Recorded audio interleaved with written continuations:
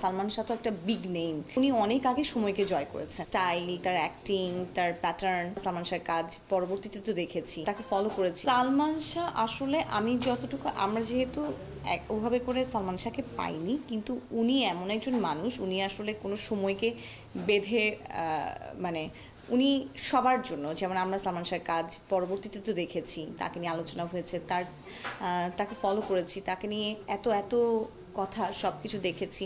তো আমি মনে করব উনি অনেক আগে সময়কে জয় করেছেন, মানে উনি ওনার সময়ের চাইতে অনেক বেশি অ্যাডভান্স ছিল। তার স্টাইল, তার অ্যাক্টিং, তার প্যাটার্ন, সব কিছুতেই আসলে উনি সময়কে অনেক আগে জয় করেছেন। তো উনি আসলে আমাদের অ্যাসেট মানে ছিলেন, এবং আমরা এই জায়গাটা আমার মনে হয় উনি না থাকাতে অনেক বড় একটা গ্যাপ বাংলাদেশ সাফার করেছে অনেক দিন। উনি যদি বেঁচে থাকতেন, ডেফিনেটলি আমরা আরও অনেকগুলো ভালো কাজ পেতাম।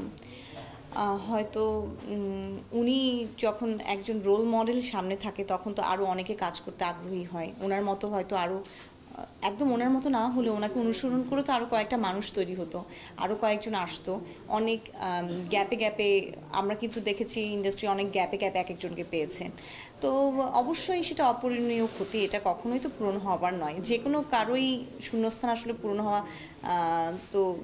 পূরণ হওয়া পসিবল না। আর সালমান শাহ তো একটা বিগ নেম, সো এটা আসলেই সবার জন্যই অপূরণীয় ক্ষতি।